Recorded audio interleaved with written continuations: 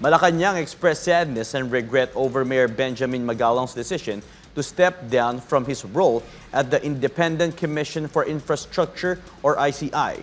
Meanwhile, following the budget relocation prompted by anomalies in multi-billion peso flood control projects, President Ferdinand Bongbong Marcos Jr.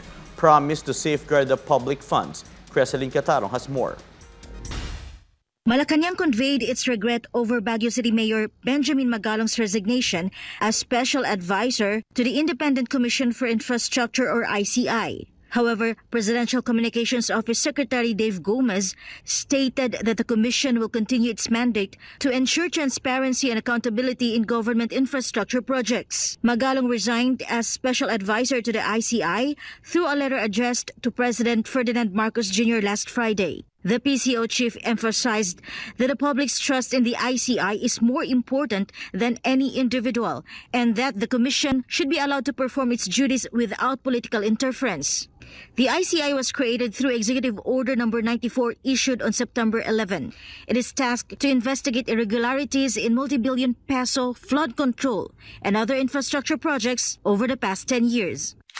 Meanwhile, Marcos Jr. vowed to protect public funds and ensure they are properly used for the welfare of Filipinos. He also guaranteed that abuses in the implementation of multi-billion peso flood control and other infrastructure projects will not be repeated. Titiyakin po natin na hindi na po mauulit yung ating nakita. Titiyakin po natin na bawat sentimo na pera ninyo, hindi namin pera ito, pera ninyo, na ibinahagi ninyo sa mga opisyal ng pamahalaan. He also stressed that the government only acts as a custodian of the people's money, which should be used to improve the lives of Filipino families. Kami po ay, kung tawagan, custodian lang, tigabantay lang kami sa pera ninyo. Hindi dapat hindi amin yan, sa inyo pa rin yan. Marcos Jr. previously announced the realignment of 255.55 billion pesos allocated for locally funded flood control projects under the Department of Public Works and Highways or DPWH budget for next year.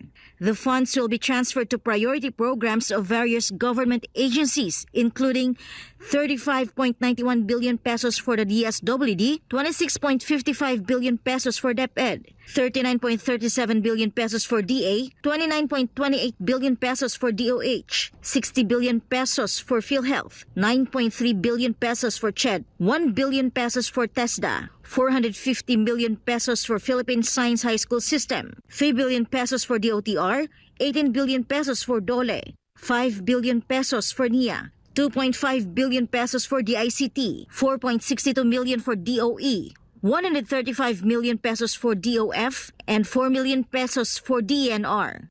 Reporting for Newsline World, this has been Creseline Catarong, SMNI News.